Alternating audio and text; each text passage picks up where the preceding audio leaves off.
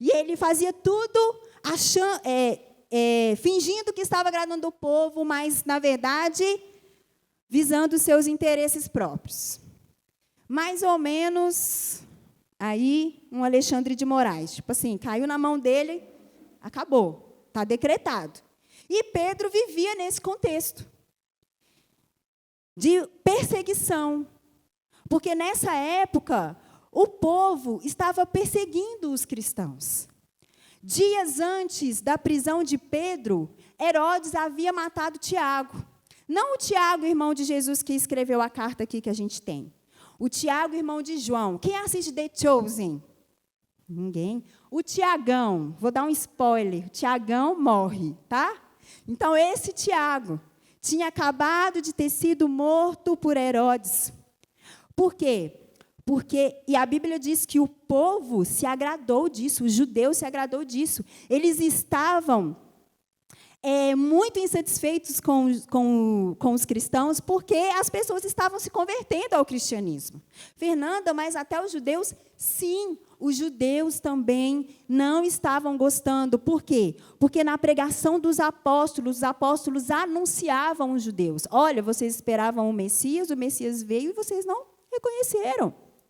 Então, todo o povo estava perseguindo os judeus.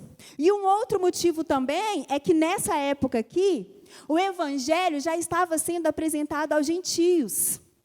Então, o apóstolo Pedro, ele é aquele que vai inaugurar ali a conversão dos gentios. Esse tempo, gente, era um tempo de perseguição. Era um tempo de adversidade, era um tempo de luta. Já havia morrido Tiago e agora era Pedro, que estava ali implantando igrejas, pregando o evangelho, que estava preso e, com certeza, com um decreto de morte. Vocês imaginam como que a igreja estava? Como que os irmãos estavam? Se Pedro foi preso, Tiago foi morto, quem sou eu? Eles também estavam com medo, preocupados, perseguidos, injustiçados, caluniados. Alguém já passou por situações assim? De medo, se sentindo perseguido no trabalho, na faculdade, na família, de injustiça, de problema que você olha e fala assim, meu Deus, agora é só um milagre. Alguém já passou? Alguém está passando? Mas aqui, quando a gente lê esses versos que nós lemos, nós podemos ver aqui a reação desse povo, a reação desses cristãos, inclusive do apóstolo Pedro. Nós vemos aqui o posicionamento que eles tiveram naquele momento de luta, de perseguição, naquele momento de preocupação, de adversidade.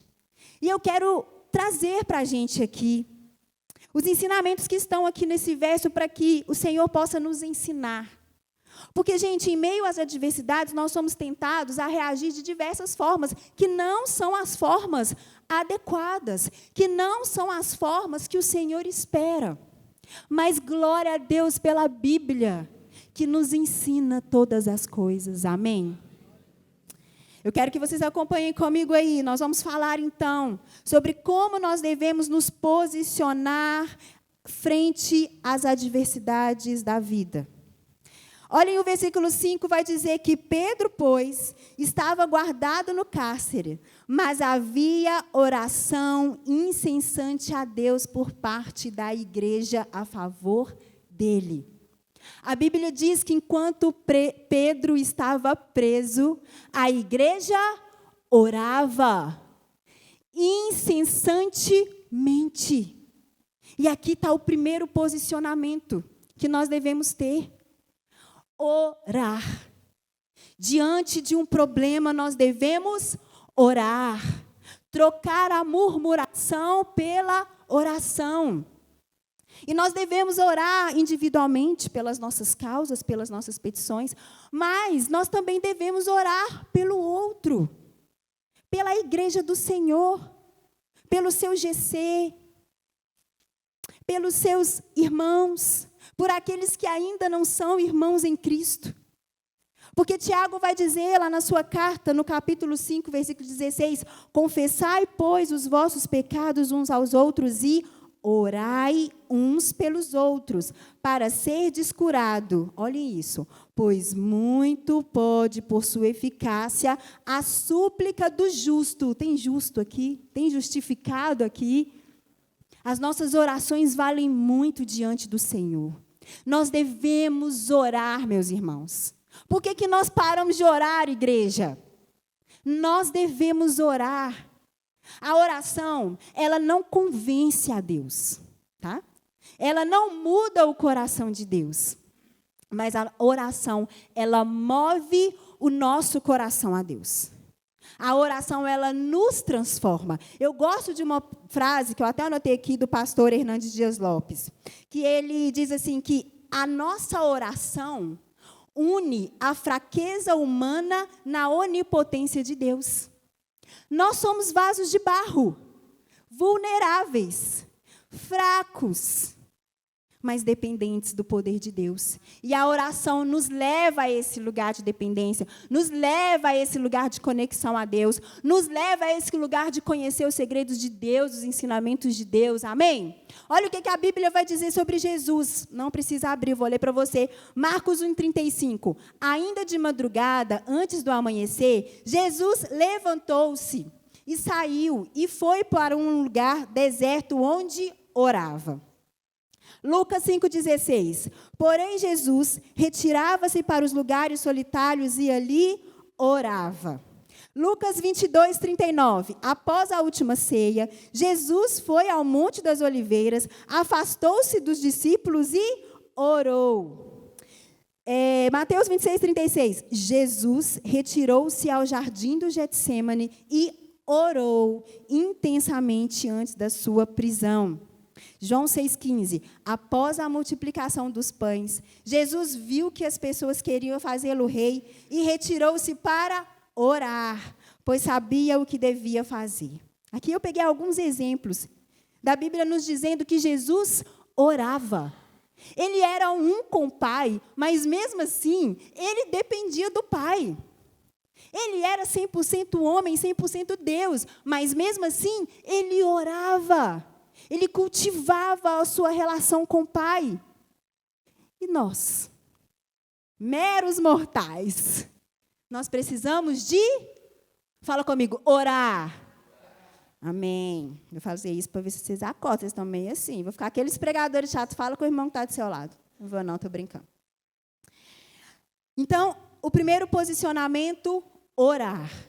Agora, olha o versículo 6. Quando Herodes estava para apresentá-lo naquela mesma noite, Pedro dormia entre 2 soldados acorrentados com 2 cadeias e sentinelas à porta guardavam o cárcere. A Bíblia está dizendo para nós que Pedro estava na prisão, acorrentado. Não era igual a prisão daqui, gente, que põe o preso lá, fecha a cela e ok. Acorrentado, com guardas ali vigiando ele. E ele não estava olhando para a janela, pensando como que ele ia fugir, como que ele ia escapar daquelas correntes, como que ele ia fazer ali quando os guardas distraíssem para fugir. Não. A Bíblia diz, nós lemos aqui, que ele dormia. E aqui eu vejo um segundo posicionamento. Por que Pedro dormia, gente? Porque Pedro confiava na soberania de Deus. Esse é o segundo posicionamento que nós podemos ver nesse texto, que no meio das adversidades nós devemos confiar que Deus é soberano, que Ele não perdeu o controle, que se Ele permitiu tem um propósito, e que você não vai morrer na prisão, que você não vai morrer nessa dor.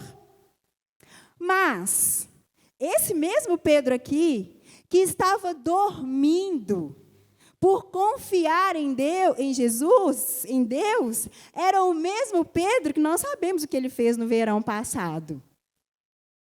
Esse mesmo Pedro aqui, gente, é o Pedro que quando andou ali sobre as águas ao encontro de Jesus, quem lembra? Olhou para o vento e teve medo, e pediu, Senhor, me ajuda, eu vou afundar. É o mesmo Pedro que negou Jesus. É o mesmo Pedro que, na sua impulsividade, maturidade, foi lá e cortou a orelha do soldado, vocês lembram? E teve outras coisas. Mas aqui a gente vê um Pedro maduro em Deus. Um Pedro que andou com Jesus, caminhou com Jesus, conheceu a Jesus. Um Pedro que viu Jesus fazendo milagres, maravilhas. E como o apóstolo Paulo diz, eu acho que Pedro estava pensando assim, eu sei em quem eu tenho crido. Alguém aqui sabe em quem tem crido? Porque quem sabe, confia. Porque quem sabe, descansa. E Pedro, ele confiou tanto, gente, que o sono dele foi pesado. Olha o que o versículo 7 está falando. Eis, porém, que sobreveio um anjo do Senhor, e uma luz iluminou a prisão. E tocando o anjo do lado de Pedro, o despertou. Volta aqui para mim. A Bíblia diz que o anjo entrou e uma luz. Imagina a luz de um anjo. Iluminou a prisão. E Pedro não acordou com a luz. Quem aqui já teve a oportunidade aí, a experiência de estar dormindo, e alguém acender a luz do quarto e você acordar?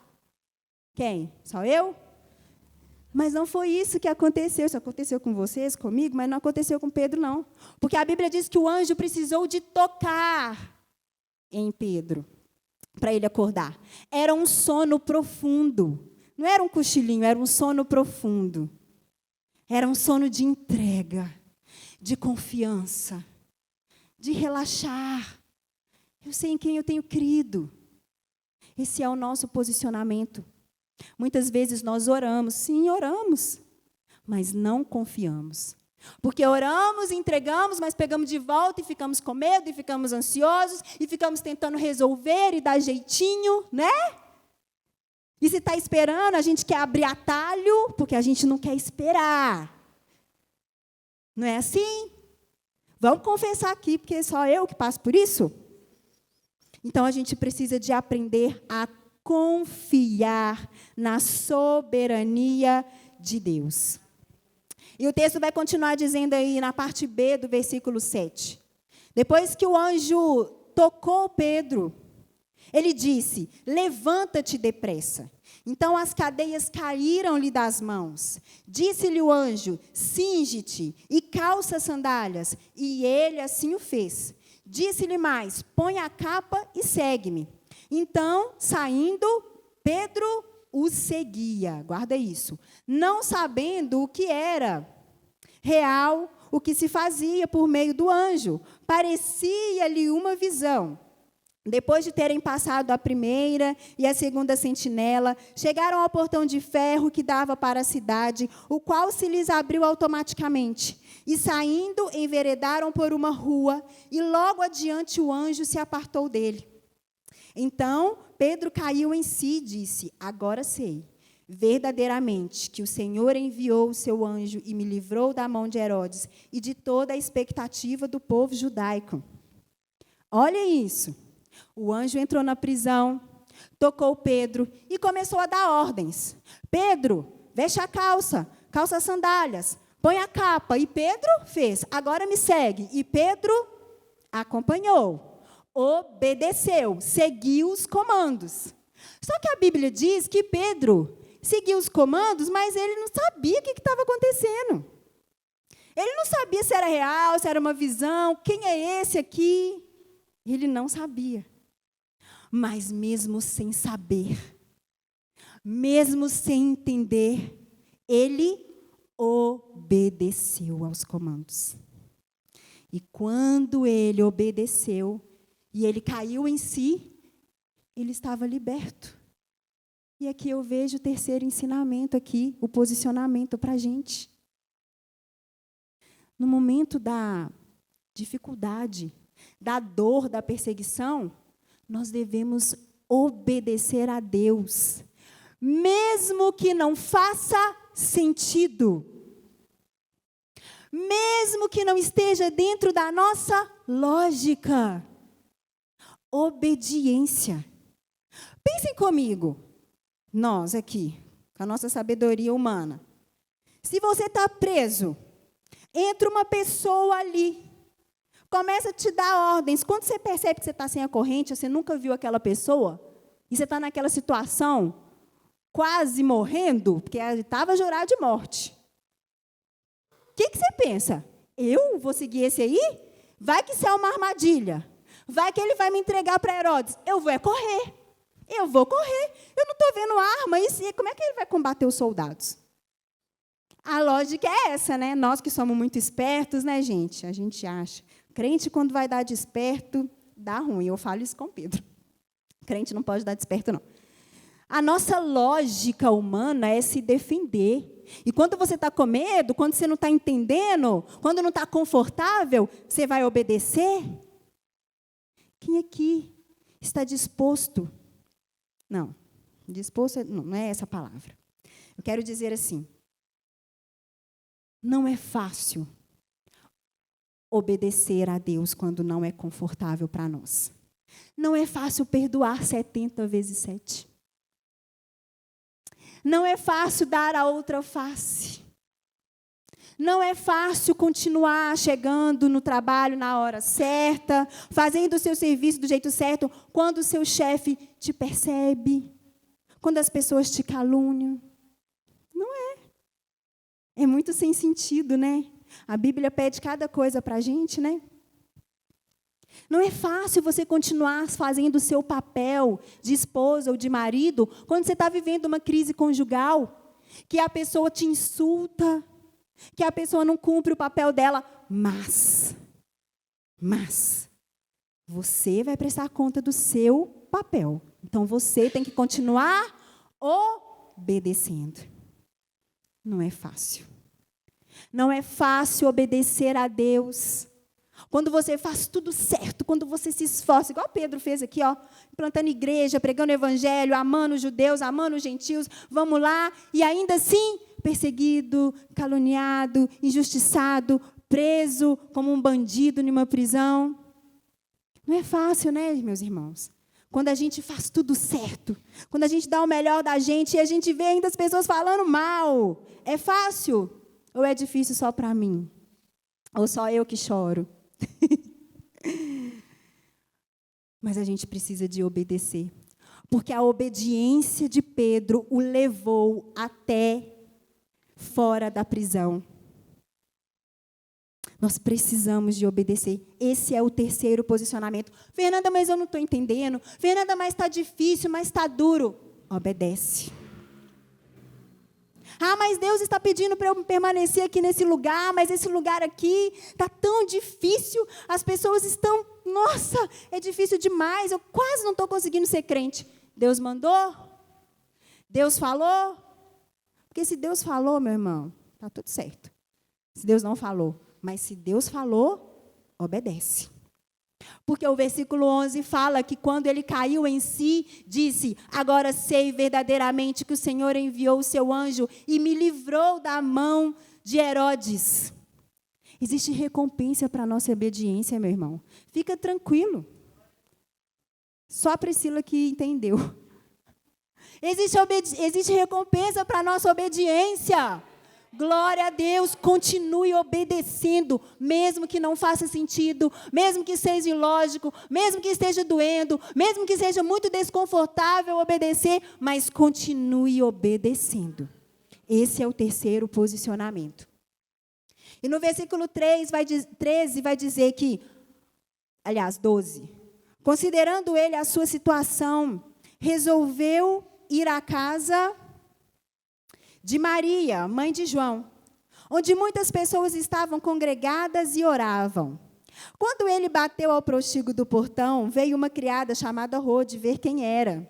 Reconhecendo a voz de Pedro, tão alegre ficou que nem o fez entrar, mas voltou correndo para anunciar que Pedro estava junto do portão. Eles lhe disseram, estás louca. Ela, porém, persistia em afirmar que assim era. Então disseram, não, é o seu anjo. Entretanto, Pedro continuava batendo, então eles abriram, viram-no e ficaram atônitos. Olha só isso, gente. Pedro percebeu que estava liberto, que o anjo do Senhor o libertou. Só que ele estava no contexto, vocês lembram que eu falei? Jurado de morte. Todo mundo ali sabia quem ele era. Todo mundo. Ele estava sendo caçado.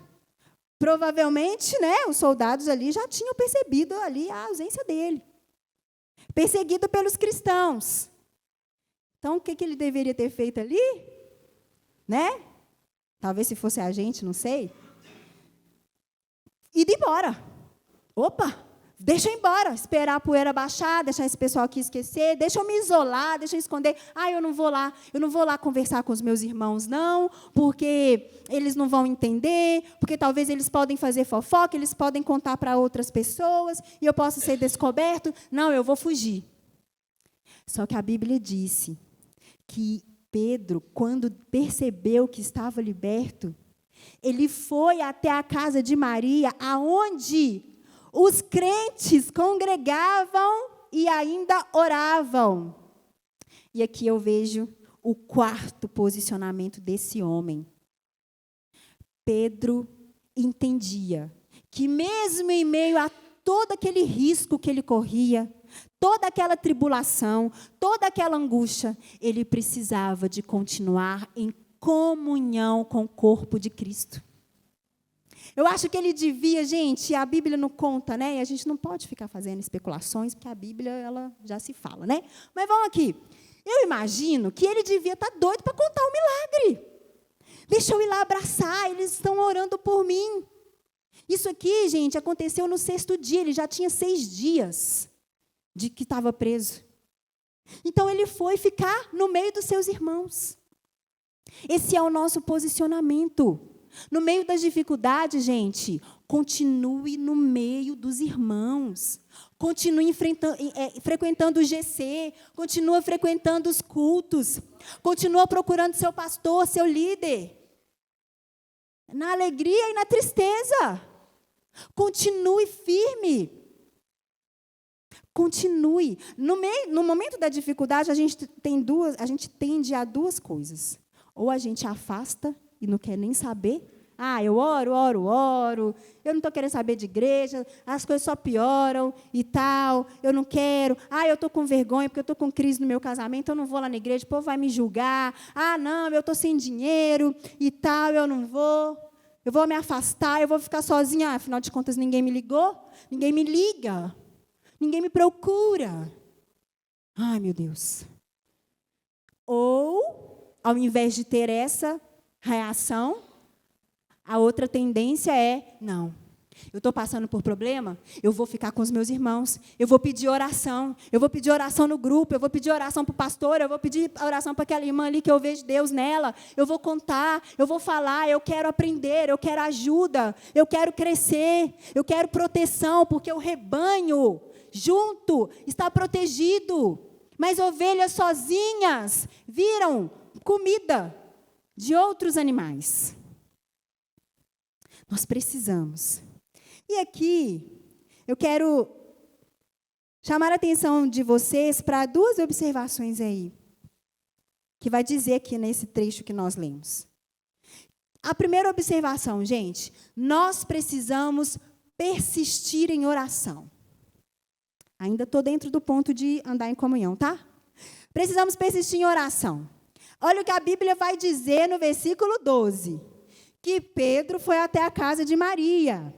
E que os irmãos congregavam e oravam. Continuavam orando. Quando ele foi preso, lá no versículo 5, a Bíblia diz que os irmãos oravam incessantemente. E aqui, continuava orando. Persista na oração. Mas eu não estou vendo acontecer. Mas eu não estou vendo nada mudar. Mas, Fernanda, está piorando. Porque tem hora que a gente ora e piora. Vocês já passaram por isso? Não? Continue orando. Persista em oração.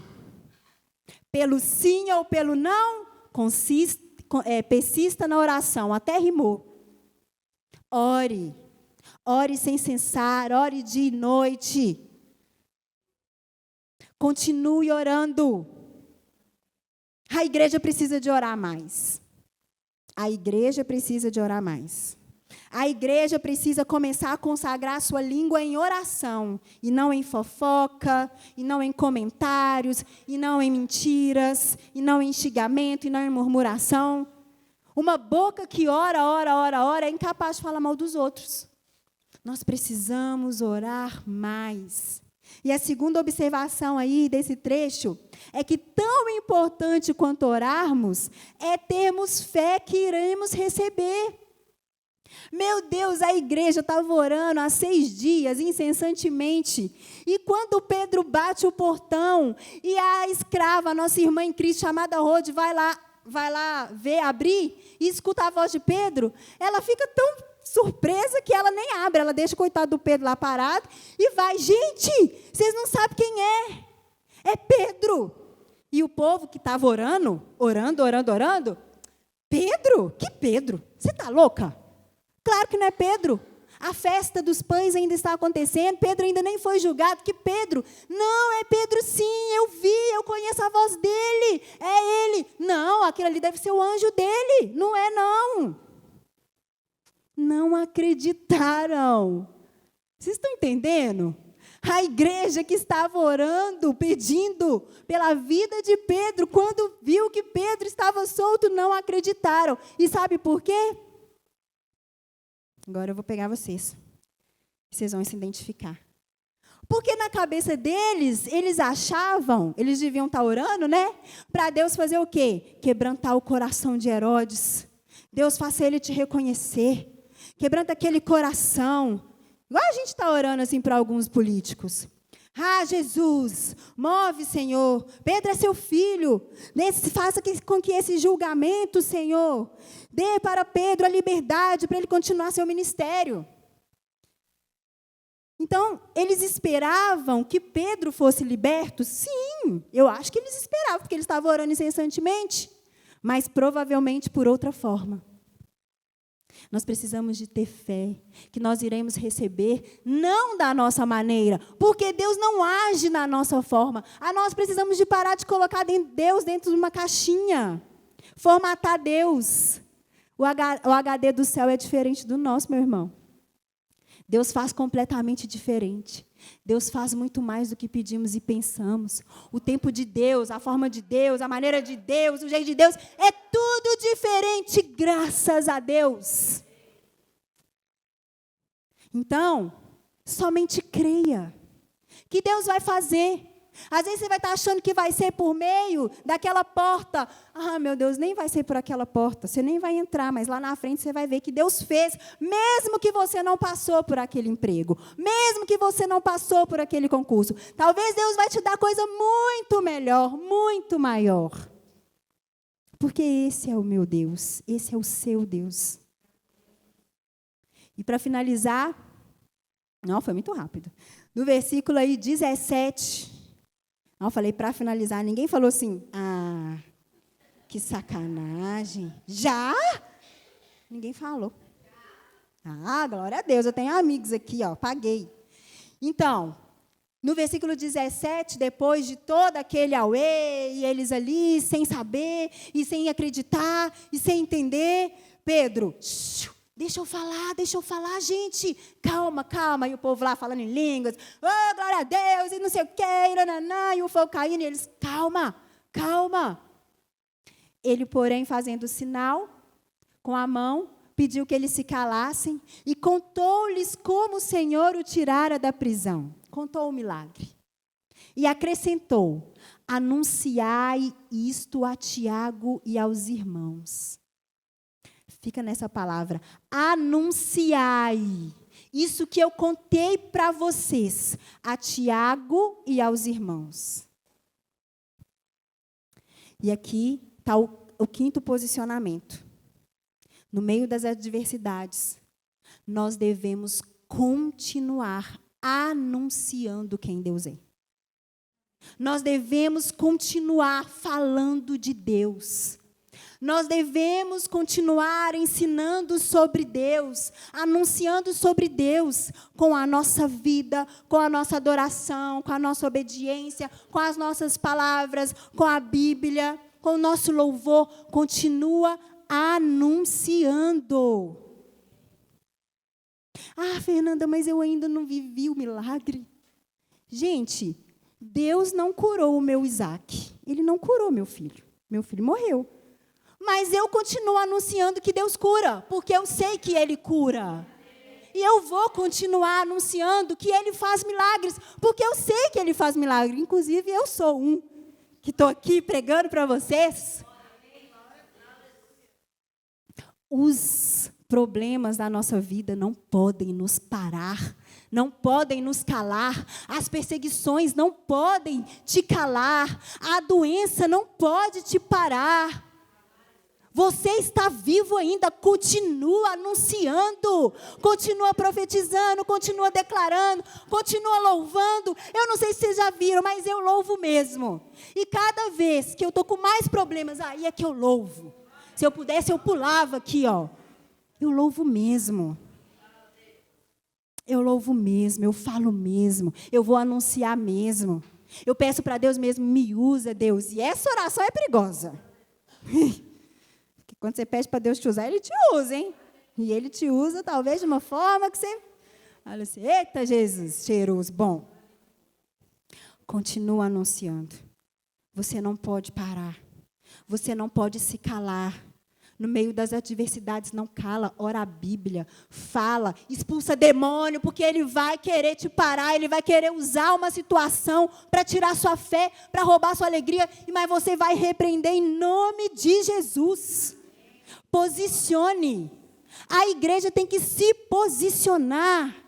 É isso que Deus espera de nós. Erga o peito e posicione, seja forte e corajoso.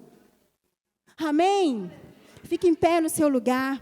Nós vamos pedir ao Senhor que Ele coloque em nós todos esses posicionamentos.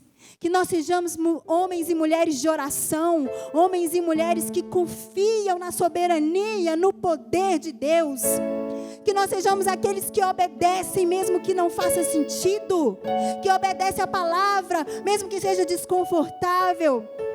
Que vamos ser aqueles que vão andar em comunhão. Que vamos ficar firmes na família da fé. Não vamos nos isolar. Não vamos ficar escondidos. E nós vamos ser aqueles que vai anunciar. A perseguição não vai calar a igreja do Senhor. As adversidades não vão calar a igreja do Senhor. Senhor, a nossa boca vai ser boca do Senhor. Aonde pisarmos a planta dos nossos pés, Senhor, nós vamos anunciar que o Senhor pode salvar, que o Senhor pode transformar, que o Senhor pode curar, que o Senhor ainda opera milagres e maravilhas, Senhor, porque é nisso que nós cremos. Jesus, se tem alguma boca aqui, Senhor, que tem sido usada como murmuração, nós te pedimos em nome de Jesus, que o Senhor venha transformar. Transforme as nossas palavras em palavras de adoração ao Senhor, Pai. Nos ensina, Jesus, a orar como convém. Coloque em nós as palavras que o Senhor quer ouvir, e não as palavras que nós achamos que devemos falar ao Senhor. Oh, Deus, revele os segredos do Senhor a nós. Nós queremos orar de maneira que realmente a nossa fraqueza se conecte à sua onipotência, porque nós precisamos de Ti, Jesus. Nos ajuda, Senhor, a descansar, meu Deus. Nos ajude a dormir um sono de descanso. Se tem alguém aqui, Senhor, que tem passado noites em claro, com dificuldade de dormir, pessoas tomando remédios para dormir, mesmo assim não conseguem dormir. Papai, em nome de Jesus, que essa seja uma noite de cura. Senhor, restaura esse sono em nome de Jesus. Dê um sono de descanso. Dê um sono de descanso. Nós declaramos pela fé que essa noite nós iremos dormir e descansar no Senhor, porque o Senhor trabalha enquanto nós dormimos, nos descansamos, nos entregamos a Ti, Jesus. Nos ajuda, Senhor, a continuar pregando a Tua palavra. Nos ajuda, Senhor, a continuar tendo fé para orar pelos doentes. Nos ajuda, Senhor, a ser um testemunho, a sermos cartas vivas do Senhor a esse mundo mau, a esse mundo, Deus, que ainda não te conhece.